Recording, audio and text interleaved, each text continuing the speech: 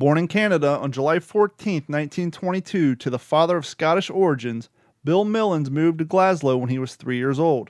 Bill joined the Territorial Army in Fort Williams, where his family had moved, and played with the Pipes Band of the Highland Light Infantry and the Queen's Own Cameron Highlanders before volunteering as a commando and training with Lovat at our cannery. Millins is best remembered for playing the pipes while under fire during the D-Day landings in Normandy. Pipers had traditionally been used in battle by both the Irish and the Scottish. However, the British Army had restricted the use of bagpipes to the rear areas by the time of World War II. Lovat, nevertheless, ignored these regulations and ordered 21-year-old Private Millen to play, telling Millins, but that's the English War Office. You and I are both Scottish, and so that doesn't apply. Millen played Highland Laddie, The Road to the Isles, and All the Blue Bonnets Over the Border, as his comrades fell all around him on Sword Beach. Millen states that he later talked to a captured German sniper who claimed he did not shoot at him because he thought he had gone mad. Millins was the only man during the landings to wear a kilt. It was the same kilt that his father had worn in Flanders during World War I. He was armed only with his bagpipes and a black knife, sheathed inside the kilt on the right-hand side.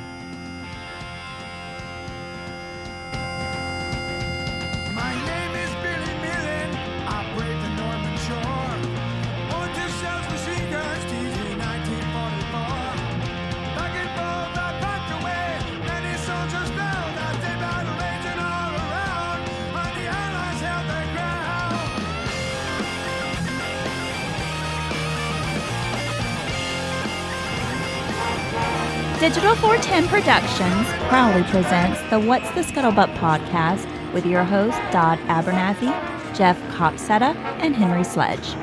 What's going on, everybody? It's another episode of the What's the Scuttlebutt podcast, your favorite World War II based podcast. I want to change things up a little bit at the intro because it's not every day that you hear a modern day punk song, if you will, about World War II and about one Billy Millins and his landing during D-Day with nothing but bagpipes and a knife.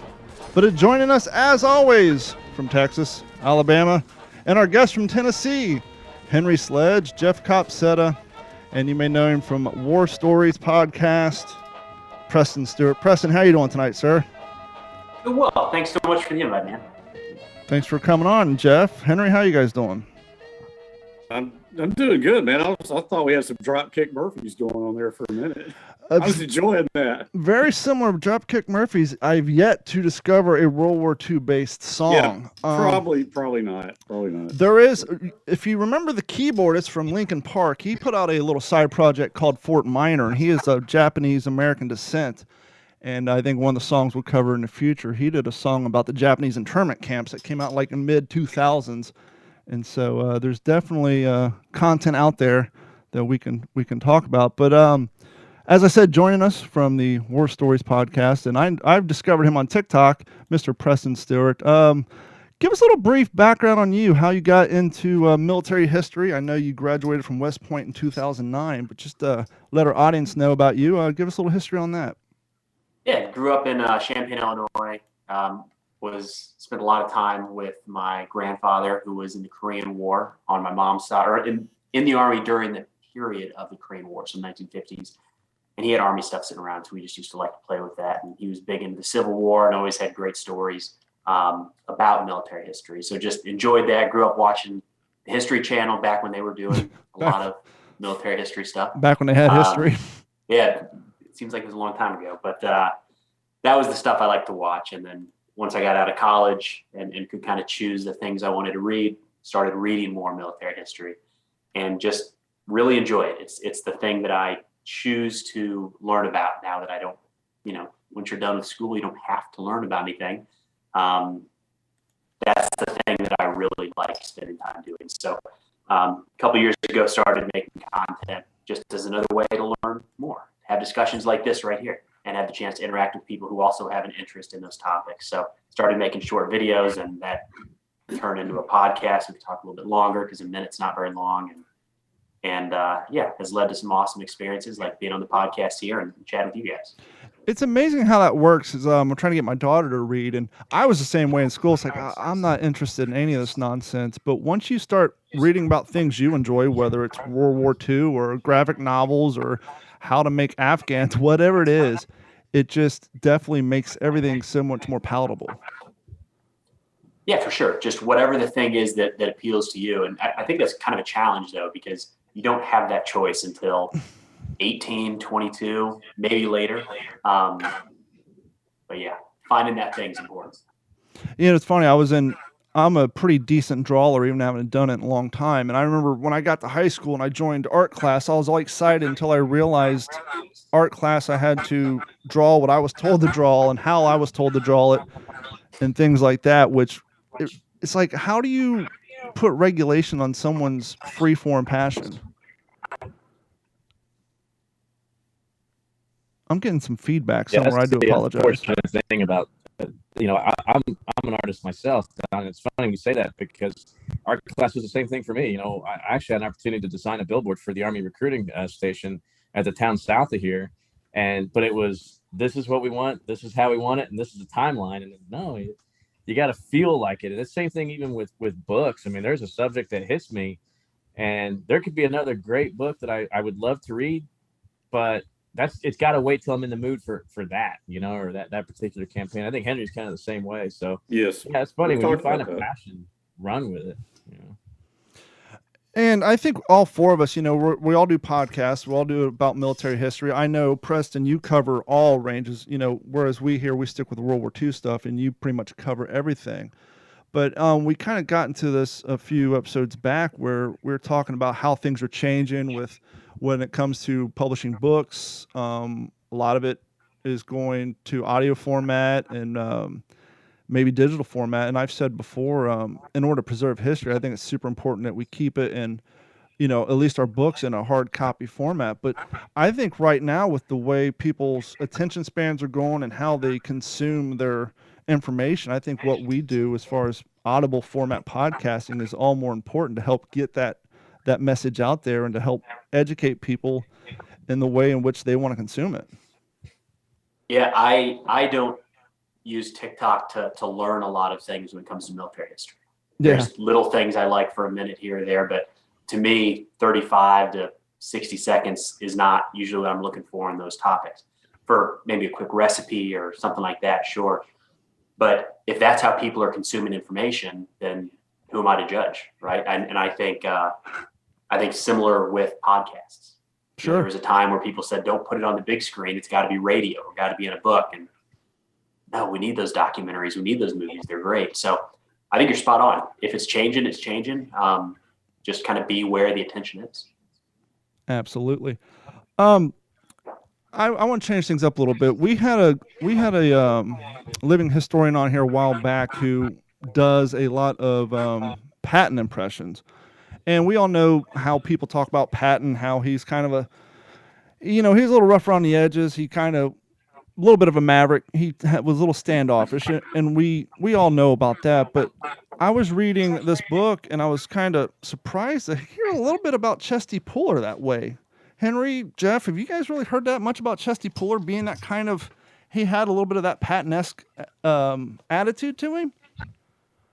Well, you got to know where I come from, man. I mean, my father was not a huge fan of Chesty Puller. I mean, he was not in his battalion or later regiment, but I think, and that goes back to the Peleliu action. But well, and that's exactly what I'm reading.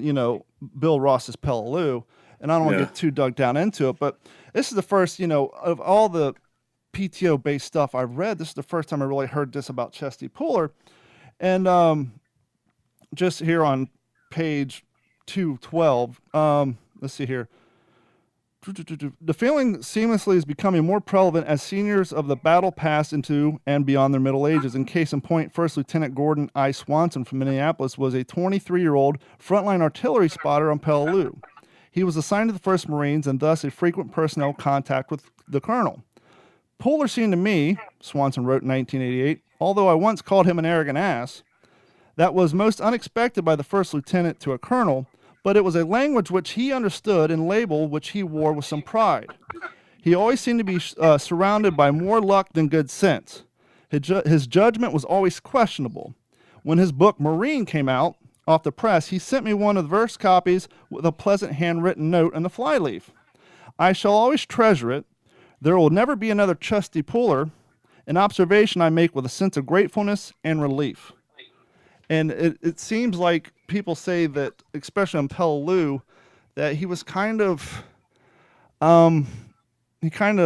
made some bad decisions that cost a lot of the Marines in the 1st Marine Division their lives, whereas some of the other colonels maybe in that position would have been a little more delicate in the battle plannings to try to minimize the casualties. Well, he was being pressured from. I mean, you're spot on, but that pressure was coming from above. Sorry, I'm trying to while you guys. Hear the feedback. Yeah, I'm trying to figure out where the feedback's coming from.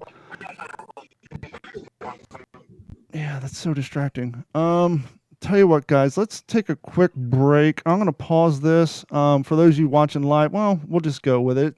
It's I'm not sure where the break is coming from. But Jeff, you have a lot of experience with the PTO. Have you really heard that much about Puller and kind of his ability to just think on a dime and possibly put his guys into needlessly dangerous situations? Yeah, I mean, we could all be armchair quarterbacks here. I think just the thing to remember about any big personality like that is does breed contempt. If Swanson's the lieutenant that's kind of always on the colonel's coattails, or as a personal aide, or things like that, or even just kind of reporting to him in a smaller environment, that lieutenant's not going to know every decision that Colonel Puller is having to make. He doesn't understand a lot of the circumstances, because guess what? It's not for him to know. He's going to be on a need-to-know basis. Puller's probably not going to want any feedback or pushback. This is it. This is why it is, or this is how it is. Don't ask why, and not that I'm saying I'm defending Puller. Yeah, I have heard those similar things, but I think you're going to tend to hear more of those things from probably people who were either one in Swanson's position, or two, your general basic buck private that doesn't know anything that's going on, and you're gonna gripes are, he's gonna gripe to the guy that's leading the guys into the fray. So I don't know, maybe Preston can, from your, I was a non-commissioned officer, so maybe from your officer's experience, what do you think? You're spot on. It's we all can armchair quarterback at all the levels up, but the lieutenant has no idea what a lieutenant colonel or colonel has to deal with and the other things at play. We always think we do, right? We always think we know exactly the right answer and they're doing it wrong, but in reality, we never have that full picture. I'd be interested to know how much of this was felt at the time versus after, because I think with, Puller was, this is going to make it sound worse maybe than I mean it, but there's a decision made in the press at times to say, this is going to be our hero. This is going to be our guy.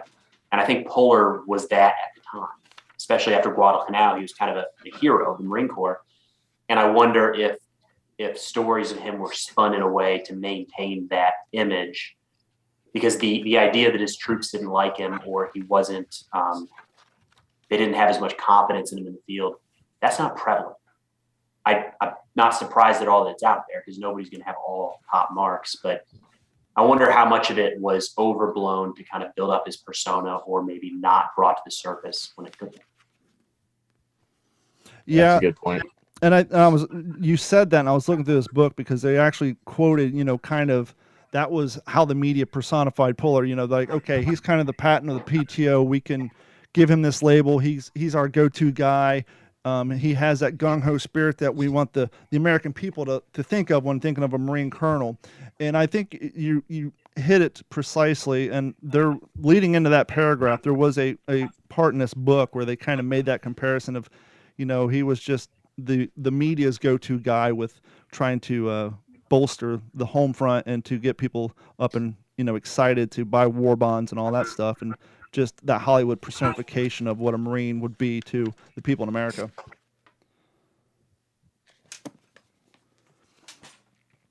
But yeah, I was just, I don't know, I was just a little surprised when I came across that paragraph, because like I said, I've read a lot of PTO books, and that was the first real thing I came across. In your experience, hosting how long has your War Stories podcast been around, Preston? Started, let's see, going on 2 years ago, I think. About 18 months now, something like that. And so you basically right around the beginning of COVID is when you really dug into it heavily. Yeah, started in June of it was in June, so I guess it probably was June of 2020. Yeah. I was watching your recent stuff on TikTok, and it's always funny. People are like, what's D-Day stand for? And they're always so disappointed. Oh, it just stands for day or hour. And then obviously the one about the barrage balloons, which I never really thought about. Somebody asked you, well, how come they didn't use barrage balloons that much in a PTO? Which I never really think about, because when you see D-Day, you see them in Normandy. They're all over the damn place, but you rarely see them. And you had an interesting aspect that for some reason the division that was kind of in charge of that, they really weren't shipped out to the Pacific until near the end of 45.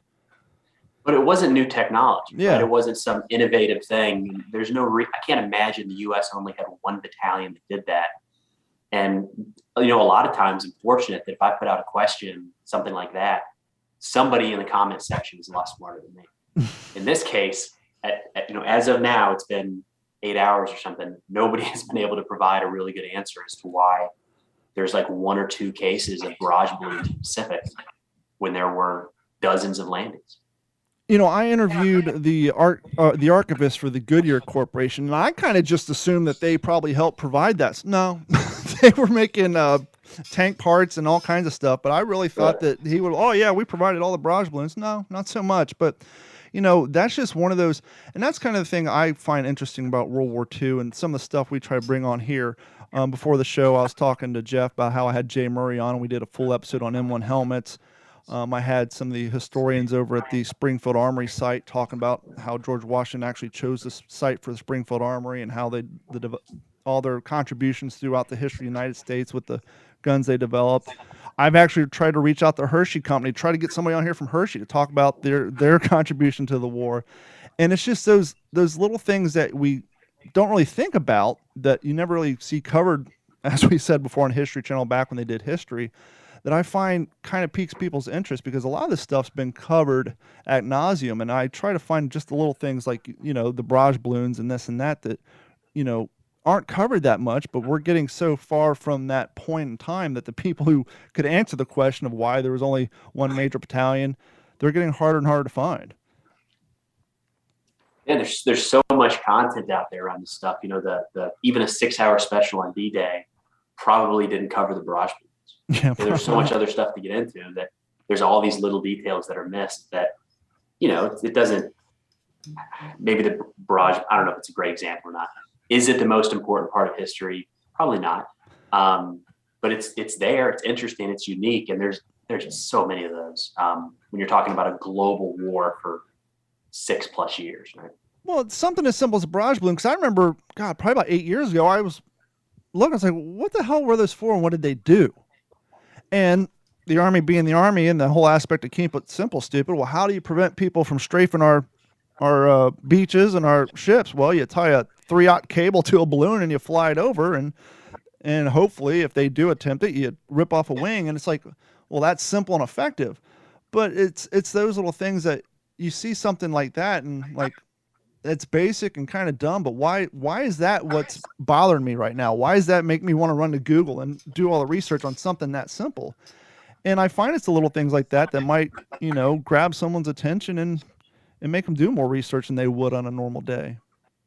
Yeah, I was going to kind of tack on to that about, the answer is probably in the question, what are barrage balloons for? Well, that's what they were for. And the reason they probably weren't used heavily in the Pacific is there just wasn't enough of a threat. I mean, just thinking about long before we made the first offensive, the fleet carriers were completely knocked out. So where's your next closest besides the aircraft that was stationed or trying to keep them down in the Solomons? Where were some of the closest islands? There just wasn't enough numbers, I don't think. I think from what I've learned that the only way the Pacific offensive was going to be successful is to have complete control of the sea and the air before we could ever touch the land. And, that was what we were trying to do in Europe. And it took a little while. Those sub pens were pretty important that we kept plastering to no avail in the early part of the bombing campaign. But, eventually we whittled it down. We had to completely we had to take out the Luftwaffe so we could really start hitting places like Regensburg and Schweinfurt and Dresden and places like that. So it took time.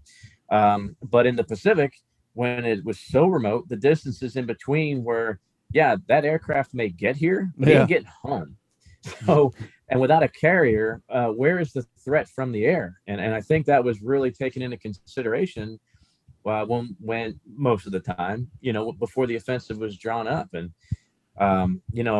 just to think that the Army made about 50 D-Day invasions just in the Pacific theater alone, 50 islands that nobody's ever heard of, for the Japanese to cover that much airspace and then to be able to land and refuel again, I just don't see, to me, looking back, and I don't know, I just don't see the need for battalions upon battalions of barrage balloon. I just don't see the threat there. And not that, and that makes perfect point. And plus, when you're traveling that far in Europe, you had a short little trip over the English Channel. From here, as we all know, room on the ships for material. I mean, do you want 50 crates of barrage balloons, or do you want extra crates of ammunition and K-rations? So they probably said, I don't think Louis the Louse in Washington, the Washing Machine Charlie is going to be, affected by these barrage balloons. So let's not waste the space, and let's allocate some more room for food and some boondockers, and maybe let's get some compression helmets down there because all the Holly liners are rotting away in the tropical sun. So maybe let's better utilize our space. That's my opinion. I don't know. I've never dug into it enough. Preston, we talk on this podcast, especially when it comes to like Henry, who's in the cold area. I'm down here in Florida. The weather never changes. At worst, it gets down to the 40s every once in a while. But he kind of talks about how with the change of the weather comes his desire or leaning towards the subject matter in which he reads up on, i.e. in the wintertime, he's more Battle of the Bulge, more European theater, where when it's hot outside, it's more PTO stuff.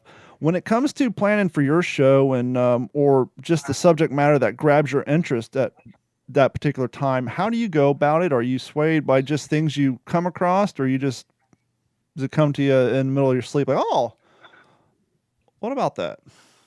Shotgun blast, man. I'm listening to a book now called On Desperate Ground about the Chosin Reservoir. Oh, okay. So there's probably going to be a handful of stuff about the Korean War right now, just because as you're going through it, you're like, that is an interesting little piece here or there. A lot of it comes from comments, questions. I'll see people debating things that maybe sometimes if there's just a lot of debate back and forth, like, hey, that's something people are interested in, let's talk about that. Other times I'll see people are, for whatever reason, not correct on something, but kind of hammering it home.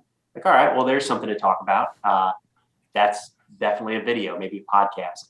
When it comes to the podcast, it's a lot more, not opportunistic, but it's just when we find the right person. We don't necessarily have a theme to those monthly or weekly. We just we schedule people a couple months out and see what works and sort of like that. But TikTok videos, it's by the day. That's a huge commitment to keep those videos going, to stay on the For You page and just sticking with the algorithm. It's constantly changing.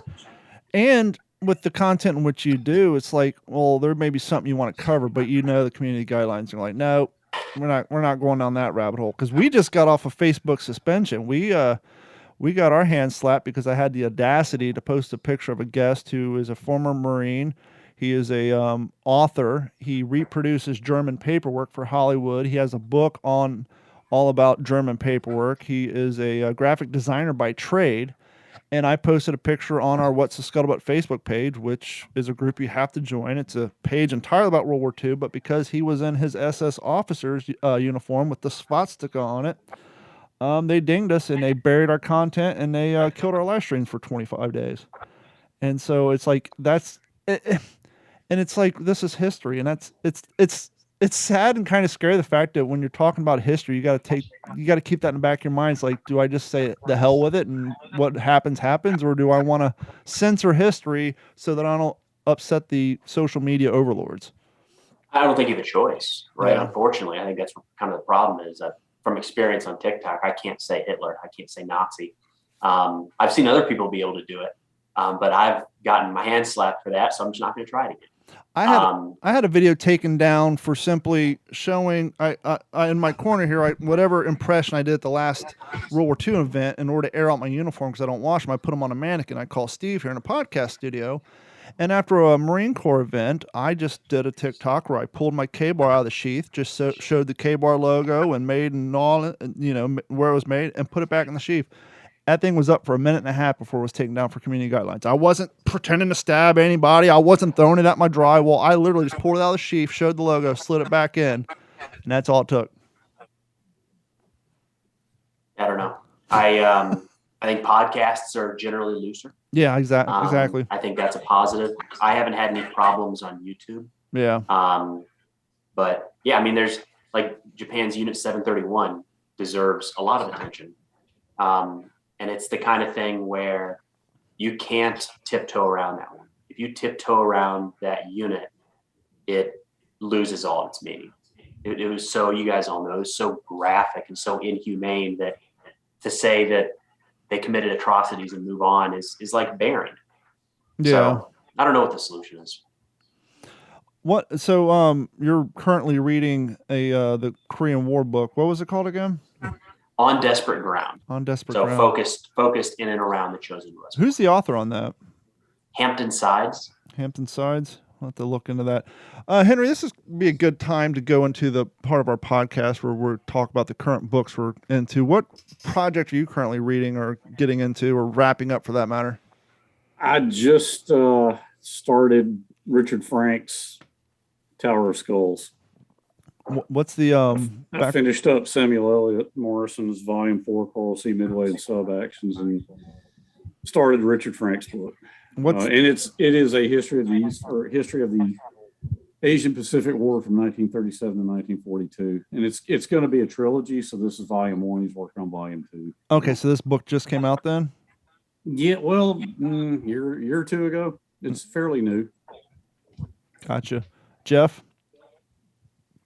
Yeah, so reading right now, Bomber Boy. Well, you guys know my theme. Come on, it's gonna have to have a B-17 on the cover, right now. But yeah, Bomber Boys, really cool. It's actually kind of a novice author. I think his brother is a little bit more popular than Travis is, but came across a guy that was his landlord that happened to be a navigator.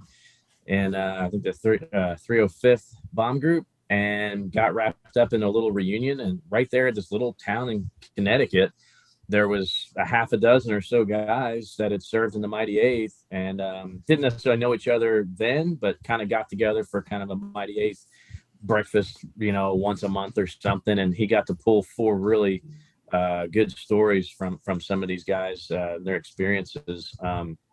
So that's the book now. And so if one of our former guests that I've been talking to almost daily, Mr. Leighton Hughes over there in the UK, there's another book to add to your list, buddy. And then as far as projects, man, it really goes with the theme that we're talking about tonight with these little niches in history. And Don and Henry, you guys know I kind of gave you a little news flash from the latest Film Fest over the weekend.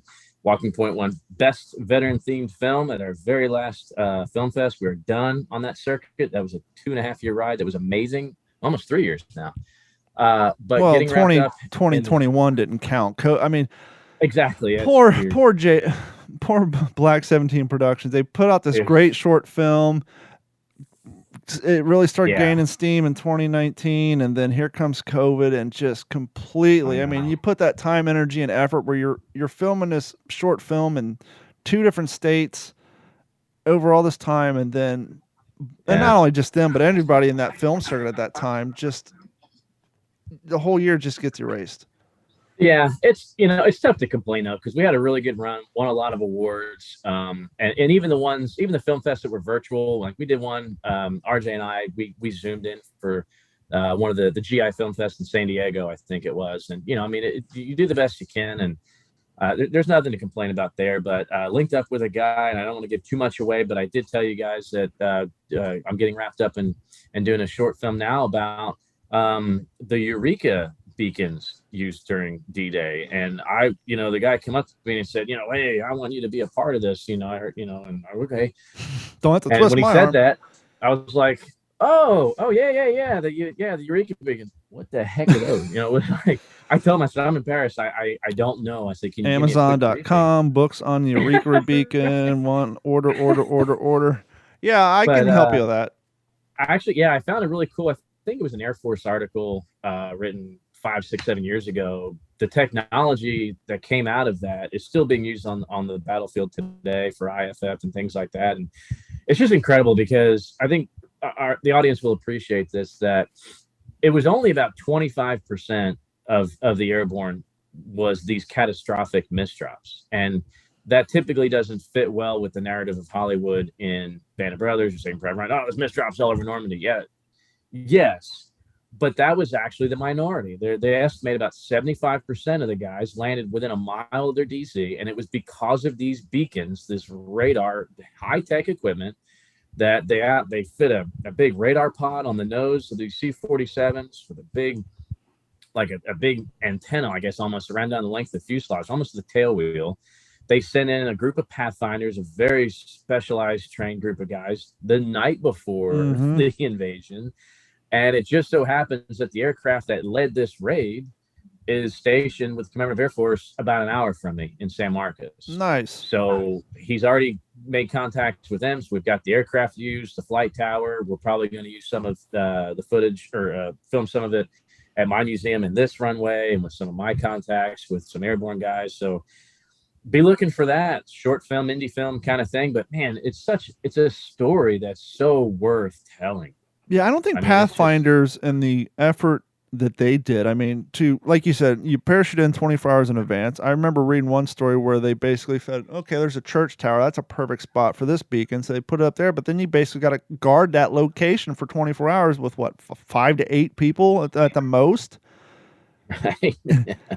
And that's why it's kind of neat because, and even in the scout world, what I was involved in the Army, looking back at the Alamo Scouts and units like that, it's obscure, but it's obscure for a reason. There's no photographs of these Pathfinders before they jumped in at D-Day because OPSEC. You just couldn't. So it's kind of fun now as things have, of course, been declassified, and all it takes is a Hollywood film to cover something, and then all of a sudden it's crazy famous. Everybody knows about it. But so I'm really excited about this new project. It's going to be really cool. It'd be interesting to see what sort of technology of the time that the transponders, let alone the receivers on the planes, but those transponders, they had to run off of probably rudimentary battery packs. We know that the field phones basically ran off of D-Day batteries at the time.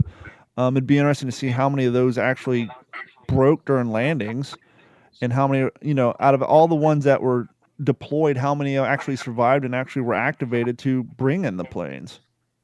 Yeah, that's a good point. I think there was only about 30 C-47s that were outfitted with the equipment as these lead aircraft to kind of guide everybody. Kind of like, late air war, you just have the lead bombardier, lead navigator, and then everybody just hopes he don't get shot down. Right, exactly. And then, there was another series of equipment that I think was stationed in England that also would send a message and measure by the time it came back, kind of like how we measure space now. And apparently it was fairly accurate. And like I said, this is really interesting technology that was also used in Market Garden and when they jumped into southern France and Italy. And so it was actually, not just like a fly by the wire, let's see if this works kind of thing. It's just amazing. I have never heard of this before. I don't know everything, but that's just, like I said, it's just a story that needs to be told. And that's what I told the guy putting this together. Like, dude, well done, man. You're going to get a lot of people interested in this. So I'm excited to be a part of it. Now, you sent me a text message the other day because on this podcast, I'm sure Preston knows a lot of people who are feeling the same way. We've been waiting forever and years for the new Tom Hanks Air Corps show to come out. Yeah. And now they're announcing it's on Disney Plus, and you're like, no. No, Wait, not Disney now? Plus. Not Disney Plus. Isn't it Apple? Apple, same difference. It's Whatever, still on a streaming service that less than a quarter of the population has.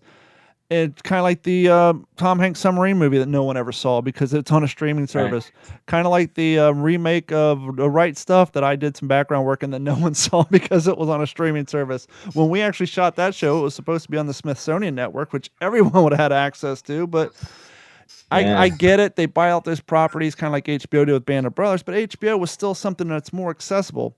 You know, everybody's done that, whether it's Band of Brothers or Ray Donovan. You call up your cable company, you enable that service long enough to watch those 12 episodes, and you cancel it.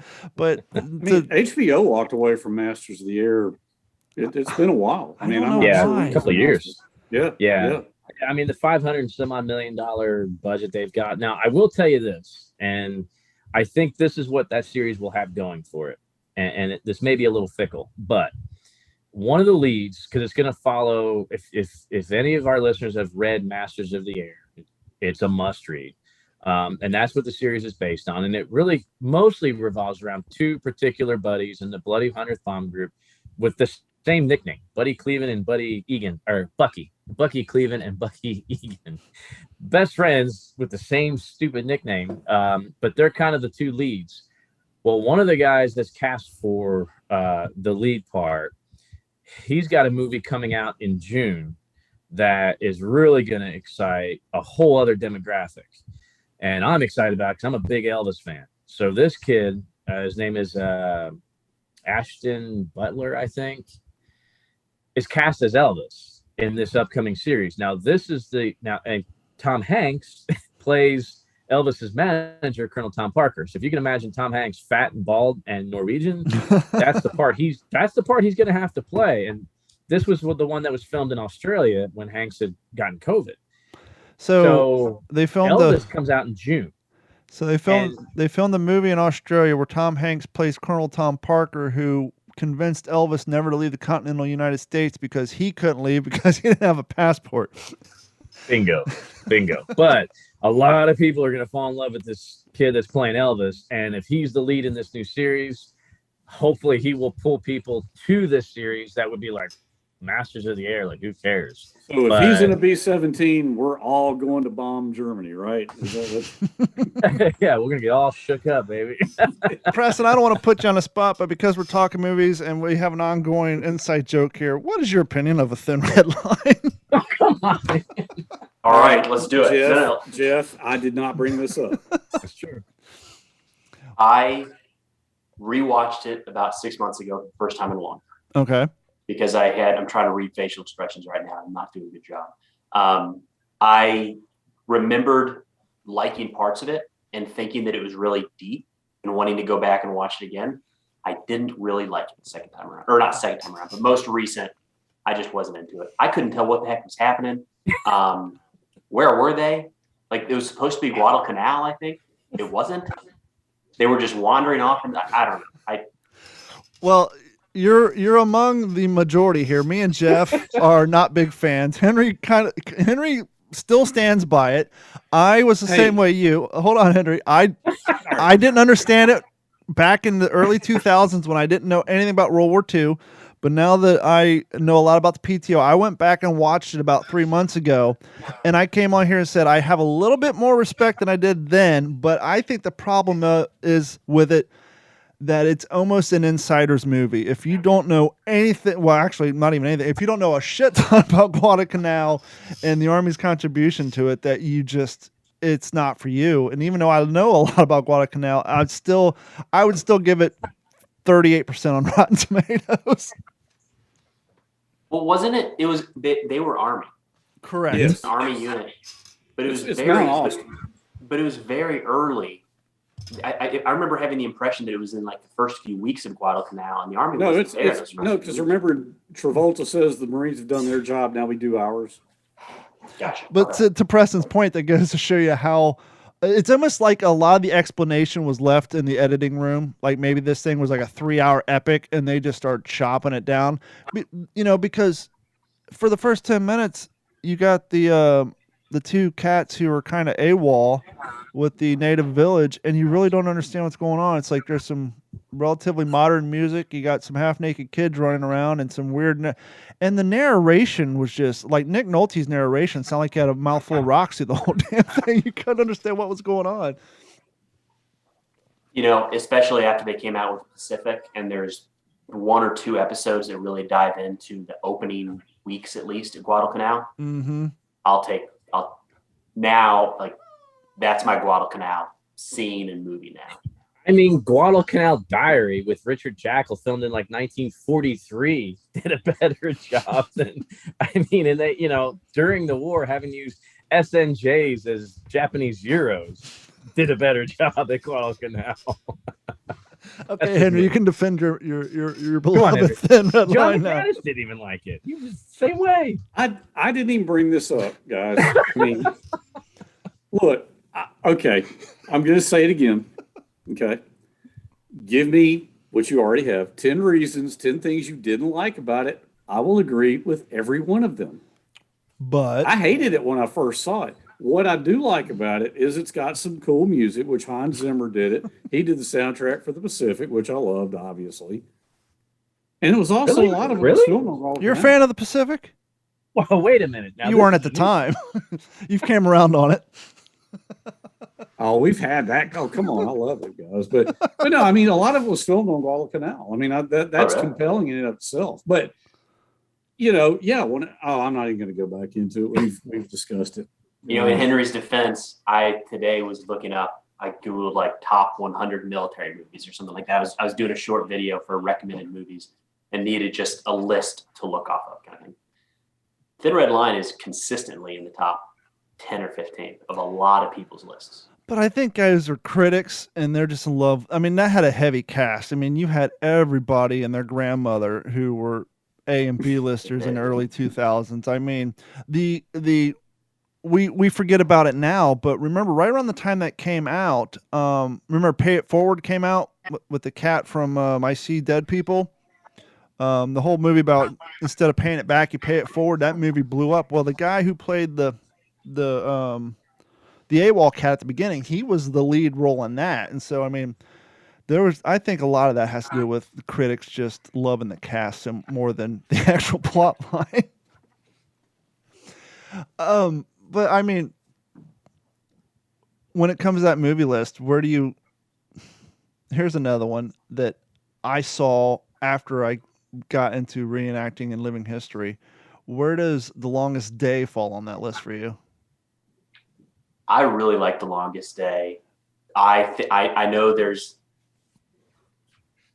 I feel like the better and better movies get with effects and realism, like even Saving Private Ryan with that shaking camera, making it feel like you're running with them. The more of those we see, the harder it is for me to watch some of the older movies. I really like The Longest Day because I felt like it showed so much. My biggest complaint about that is if you know nothing about World War II, you thought every single infantryman was armed with a Thompson. Because I think the only person who had an M1 was John Wayne, and he used it as a crutch. Everyone else was armed with a Thompson. It just hit a lot. Long enough for him to use. Yeah, What's that, Jeff? What was that, Jeff? I said that the Thompson just wasn't long enough for him to use it as a crutch. That's why it needed it. But obviously they filmed it in black and white, so they could use all the old archival footage. But I actually looked. I was like, well, when was that filmed? Was that filmed during Vietnam? And were all the M1s 60? Were all the M1s being 1969. used in training for Vietnam? I just couldn't figure out why they could only find one M1 for that entire movie. But no, I mean, I have to look that up. I thought it was 1960, and by then the Army had long adopted M14s. yeah. What's lived on from that movie for sure is the idea of the bolt imitating the cricket. Yeah, I still get comments about that. Yeah. Oh, the M1, the Germans hear no, not with the amount of gunfire. Maybe if you're one person shooting in the middle of the night, but I mean, anybody who's even done living history where you've heard, 30 rifles going off at one time, you don't hear that ping. You barely hear the one coming out of your rifle, let alone the one 50 yards away on the other side of the battlefield. So yeah, that's one that lives on quite a bit. Oh, they would drop it on a rock so that the Germans thought they were reloading, and when they didn't hear it. It's not the case. Yeah. But those are the fun things that we get to deal with from time to time. So, what's your next episode on your podcast, War Stories, going to be about? Do you have that one planned out yet, or you just get one in the can? Yeah, so the one that went up today was with a gentleman named Norm Bendixson. Norm was a Special Forces medic in Vietnam in 1964. So he was in Vietnam in a little Special Forces camp on the Cambodian border when the Gulf of Tonkin incident went down. So we talked about all this training, volunteering to go over there. He didn't know hardly what Special Forces were when they were recruiting for it. He was going to be a infantryman, paratrooper, and these Special Forces guys came around with these fancy green berets, and he said, "I'll give that a try." So great, really humble guy. You know, the kind of stories where I didn't do anything special. I'm not anyone special. Didn't do anything unique. It's one of the small groups of SF in Vietnam before the escalation, you know. And we've got 2 more coming out in the next couple weeks. Talked to a nice young lady out of Reading, Massachusetts, who is not really affiliated with the military at all. She's in college, not a veteran herself, and she's been documenting the stories of Reading, Massachusetts veterans from World War II. So digging deep into the archives and telling family stories that the family members haven't even heard. You know, there's like 5,000 people in that town during the war. So they had 700 people in the war. One of those crazy, you know, everybody's doing something. And then in a couple weeks, so that one will go out next Monday. And the following Monday, a gentleman who was infantryman in Vietnam was walked point in and around Fire Support Base Ripcord, the 101st Airborne, 1970. So talked about what the heck that was like, walking through the jungle. I can only imagine. I mean, I got a friend in the reenacting community. He was a helicopter pilot in Vietnam, and he got shot down 3 different times.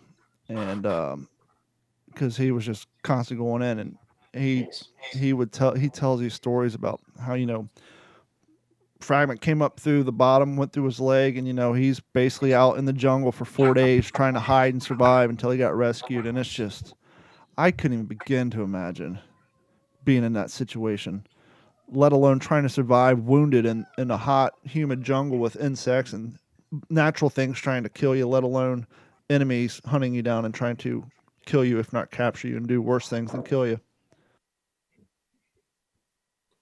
A lot of those guys, a lot of really cool stories that they're, you know, haven't necessarily shared before. I've seen that a lot that we're interacting with are feeling more comfortable talking about it now, in the right context, in the right environment. But, you know, we I don't know, I'm guilty of it too. We group all of Vietnam into search and destroy missions for Viet Cong. And it was such an incredibly complex war. We talked to, the guy at Fire Sport Base Ripcord, they weren't dealing with Viet Cong.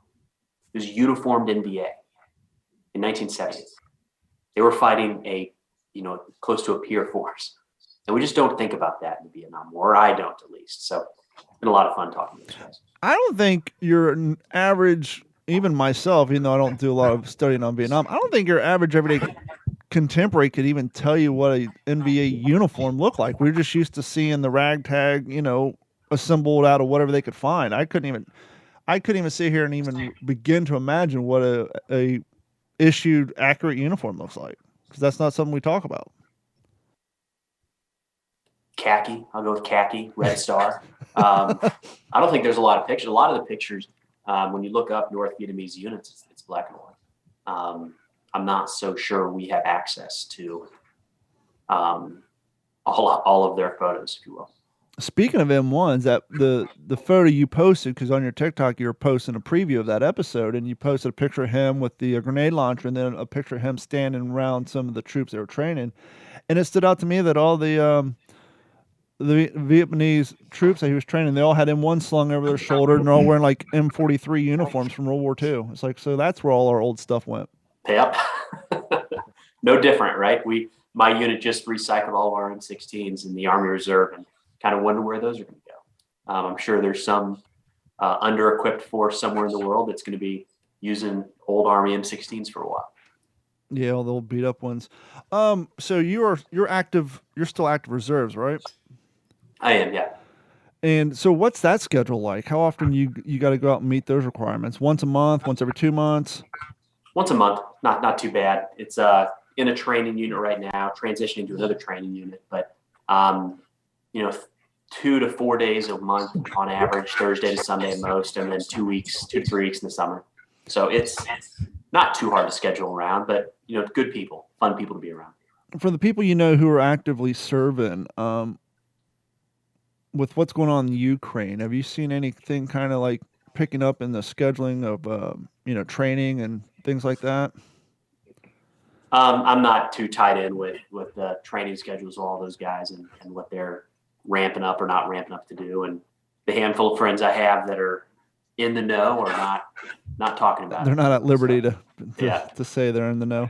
But it's no different than anything else. There's certainly, of course, there's plans. Of course, there's preparations at some level, to some degree. Well, what struck me as crazy is I think 2 weeks ago they activated a part of was it the 82nd or the 101st?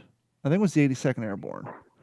And I'm thinking, well, they're saying they're sending them over there for strategic defensive, but we all know airborne units are not static defensive troops. They're meant for, being deployed in certain areas, capturing certain things, and then letting people who are trained to be static defensive troops in. So, and I was talking to somebody because I do computer work, and I was talking to a guy who's a private investigator, and this was like 2 weeks ago, and we're like, a lot of the stuff Putin's saying is very, a lot of the stuff they're doing is very similar to how World War II started with, the false flag stuff. And now I'm actually starting to hear talking heads on the media saying the same thing. It's like, well, some of this stuff looks awfully familiar what we experienced with how World War II started. It's just like, and like today, I guess he came out and said, well, we're not going to invade Ukraine, but we do recognize these two areas as being independent states now. So now they're really changing things up. It's like, okay, we're really drawing straws now.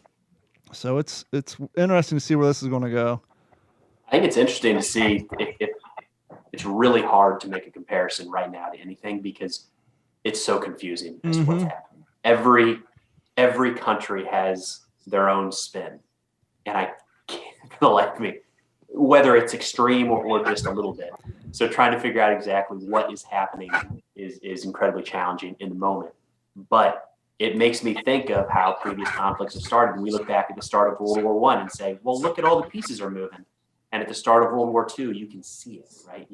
How did nobody else see this coming? And of course, this is what's going to happen. But here we are today watching these tensions escalate, and nobody knows what's going to happen tomorrow. Yeah.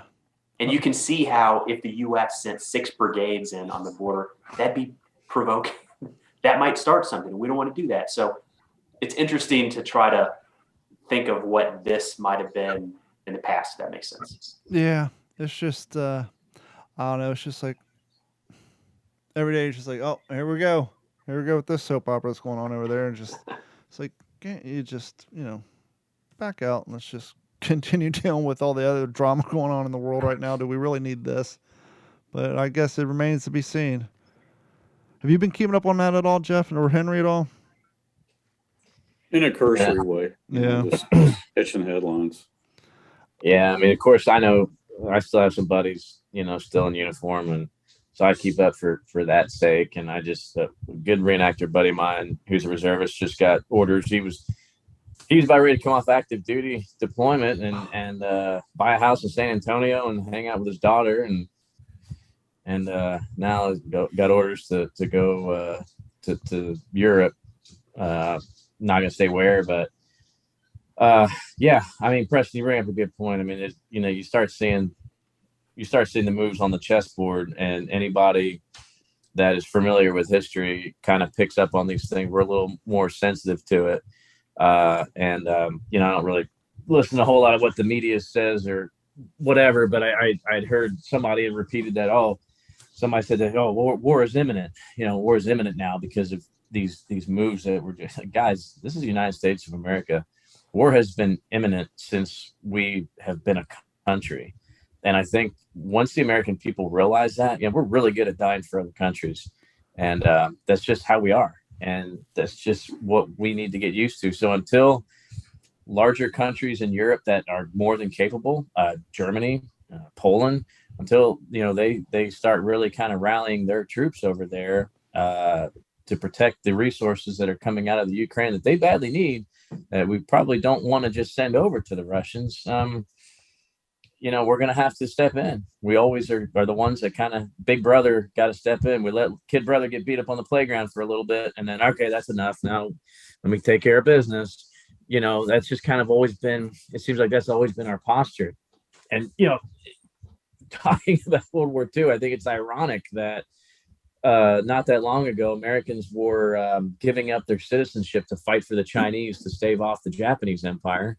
And we were having to buddy up with the Russians to make sure Hitler was kept in check. And here we are. It's the opposite thing that's happening. We're having to pair with the Japanese to keep the Chinese at bay, and we're having to pair with the Germans to keep the Russians at bay. So I think George Santayana said it best, for those who are not familiar with the past are condemned to repeat it. So, well, and that's what I was going to kind of bring up is two things. Is one, all more, we used to hear that a lot growing up. Henry and I, we heard that a bunch because of, the generation before us. And it started to die out a little bit where you don't hear as much, which is, if you don't learn from history, you're bound to repeat it. And, it's all more evidence of why you need to, kind of like we're talking about with social media, trying to censor things that have to do with history. It's like, well, it's dirty. It has to be known, or people forget these things. And the only way to prevent bad shit from happening again is to remind people of the bad crap that happened. Kind of like when they're tearing statues down on my other podcast, I made the jokes like, hey, I get it. People want some of these statues down, but not every monument is a positive thing. Like when you go to Germany, you go to Auschwitz, that's not a monument celebrating the Holocaust. That is a reminder of bad shit that happens if we don't remember it. And so instead of taking down statues, perhaps you just add one next to it saying, hey, this guy was a dick, don't do what he did, instead of tearing anything down. Because, you used to hear about it in the mid-2000s where there's people already over in the Middle East saying, oh, the Holocaust never happened. That was made up. It's like, well, who's to say 80, 90 years from now, people will say Civil War wasn't that bad because, well, we're erasing all that, and just whatever. When it comes to history in general, that's all more reason why instead of censoring it and whitewashing it so that it doesn't hurt people's feelings, it's important, whatever the history may be, that we have to talk about it and not censor it so that we can remind people that horrible things happen by horrible people and the efforts and the amount of lives lost by good people to stop these horrible things from happening and to prevent them from re-happening. And so, but yeah, I don't know. It's crazy. All of history is nasty. I mean, you can't find a period of time where anything serious happened where there wasn't atrocities, rapes, murders, civilians dying. Like, that's just history, and it sucks sometimes. But it's everywhere. It's been in every country for forever. We kind of, I think when we grew up through grade school and middle school, we pluck out the nice stories. Sure. But history wasn't made with nice stories.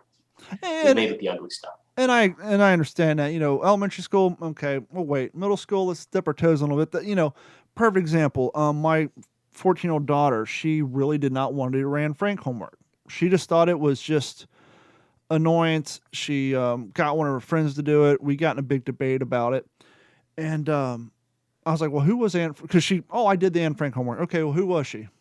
I think she was Otto's wife. Okay, clearly you didn't do the homework. Otto was her dad. And she just had no interest in it. And I was making dinner, and I finally got a little bold with her. My daughter's Hispanic, right? And so I told her, I said, Sariana, come here. Just stop for a minute. No, I said, let's have a serious discussion of who Anne Frank was and why it's so important. And more importantly, why they teach it to middle schoolers. And that's because she was your age. And they want you to realize, and they think that maybe you can relate because she was your age. I said, but could you imagine living in a world where a leader of your country said that because you're a Hispanic heritage that you have to be locked up and put away in camps? And we got into that whole discussion. And then once I explained to her who Anne Frank was, why her and her family hid up in the attic for 2 years, and then someone sold them out and they went to concentration camps. Once I relayed that to her, she kind of was like stunned and set back. It's like, well, that's why they teach it to you in middle school, because she's your age and they want you to learn history for the whole reasons that we just said. But it wasn't until I put it in terms that she could understand did she realize, oh, this isn't just a homework assignment just to give us make work to annoy us so we can pass exams. This is important stuff. And sometimes you kind of have to take the history out of the history and put it into terms they can understand in a modern term just so they can disconnect from the kind of like we're talking at the beginning, you know, reading about stuff you have no interest in versus reading about stuff you do. And so sometimes you got to take the disconnect and reconfigure it just so they have an interest and can relate in it a little bit. Well, now you know the challenge of the museum field. Exactly. You trying to get the demographic that's your daughter's age to be interested. How do we do that? How do we make that connection? How is this relevant? Preston's probably figured it out with TikTok. You probably have a lot of young followers because that's, like you said, that's the platform they learn. Hey, you know, then we need to embrace that. You know, and that's kind of always been a tough thing for, I think, this particular period is guys, we like old stuff. So because we like old stuff, we don't want to have a fancy website and TikToks and Instagram and all this other nonsense. But you have to be able to adapt to that to be able to target that audience, because the demographic of people who care about this particular war is fading. And a lot of times the greatest generation, and I've probably said this before, is a lot of times the silent generation. And it's not till he's gone that grandkids find grandpa's old, you know, trunk in the attic with a silver star and a purple heart. Wait, what? Grandpa did what? They don't want to talk about it. And so now it's too late for a lot of them. So I know we're probably about to wrap it up. I don't talk all night about this, but man, Preston, just thanks for what you're doing, man. Keep it up. Such a pleasure having you on here. Nice to meet you, and hope to see you again. And well, before we wrap it up, just to put a fine point on what Jeff was saying, because he works in the museum, I posted an open letter on the What's the Scuttlebutt Facebook and Instagram page that a fellow historian / she's retiring this year. She's a high school guidance counselor, and she was talking about how she's been doing this for years.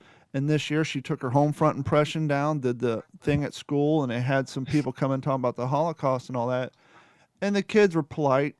They rudimentally pretend to pay attention. But as Jeff said, they're just so disconnected because it's not on their phone. It's not in a multimedia format. And her whole thing was, as living historians dealing with trying to educate this new generation, how do we change our presentation to garner their attention and to get them to tune in for a second? You know, 10 years ago, just handing someone an N1 helmet was enough. You know, putting a heavy ass haversack on their back was enough. Now it's just like, it's almost like there has to be an electronic connection. Without that, they just can't. You're absolutely right. And, you know, I see that. Obviously, I see it every day. I mean, I don't work at a museum. I volunteer to run a museum. Sure. But, you know, I'm a high school teacher. Well, it's still now, work, so, even though you volunteer. It's a lot of work. These kids every day trying to keep them like, oh, man, Mr. Copsetta, that is so cool. You know, that's it. You lost them. The 6 second attention span, it was like, that's it. It's, you know, it's not talking bad about the new generation. It's just different. You know, at one time, there were guys sitting around going, I bet you that kid can't even make a shield out of bronze. Golly, this new generation. He can't swing a mace to save his life. Yeah, I'm serious. I mean, that's how it was. So it's evolution. So it takes guys like us and people like all of our listeners and followers and people who love doing living history to keep it alive. One of the past guests we've had on, a fellow historian who's also a high school history teacher, what he would kind of do to make sure his students are paying attention when he'd do slideshows, he would take some of our living history or reenactment photos, put them in black and white, and sneak them into the slideshow, and then have a quiz at the end, like, okay, how many of those photos were true to the era and how many are me and my friends at a reenactment from 3 years ago? And more often than not, they couldn't find the reenactment photos, even though it's in HD but in black and white versus the old grainy stuff. And so that's just one of the things he would do to try to keep his kids engaged in the assignment. Love it. Preston, where can people find your podcast? I assume you're pretty much on Apple Podcasts and every location, every other fine podcast is available. Apple, Spotify, and YouTube. Yes, sir. And I'm sure you have a website too. What's the web address? We go to the website, just send people to YouTube. Everything's linked there. Fantastic. And as always, we will link a link to his YouTube on our whatsthescuttlebutt.com. And Jeff, do you have any plugs or any projects coming up you want to get out, shed some light on? I think I plugged everything. Now, we always have to save Henry for last because he's got like 38 things coming down the pike. So, Henry, what do you got going on, friend? All I'm going to say is We Happy Few 506 podcast. I was pre-recorded last week with Matt Leach, and Layton. That'll go up day after tomorrow. They're having me back on March 5th with Saul David because his book Devil Dogs, which he asked me to write the foreword and blurb it, it's coming out in August, September. So Matt and Layton want to have him and me on there together. And then I got this. Can you see that okay? Yes, sir. World War II. What's the bottom say? Pacific War Memoirs. It's the Library of America. They added my dad's book into this trilogy along with 2 other memoirs. So it'll be in print forever. That's the Library of America thing we talked about. They're having a podcast with Richard Frank, 16 March. So Don, I'll send you the graphics on that. We talked Please about do. it last week. So that's what's coming up with that. And as always, we want to thank everybody for hanging out with another episode of the What's the Scuttlebutt podcast. I do want to apologize. We got a little rough start at the beginning because we had some feedback and it was kind of confusing everybody with the latency. But we picked up steam and we got the ball rolling here near the end. And I want to thank Preston Stewart and, as always, Jeff Copsetta and Henry Sledge. And as always, if you want to support the show, please head over to WTSPWorldWar2.com. Click on that orange Patreon link. Sign up for Patreon. It's only $1 a month if you kind of like us. And if you really like us, sign up for the Long Arms Deep Pocket plan. That's the $7.50 month plan. And after month 2, you'll get a free t-shirt. We just sent some more of those out. And do us all a big favor. We finally hit the 1,000 subscribers on YouTube. Now we just got to get the hourly view requirement. So if you want to go watch some of our past episodes or even just keep it on play on a TV in your kid's bedroom when no one's in there, help us out that way so we can finally get through all the requirements from the fine people at YouTube. But for myself, Henry Sledge, Preston Stewart from the War Stories podcast, and Jeff Copsetta, we want to thank everybody, and we will talk to you all next week. And my dog is upset. She's like, dude, this podcast has been going on long enough. It's time to go. And so with that being said, thank you guys so much, and we will talk to you soon. This has been a Digital 410 production.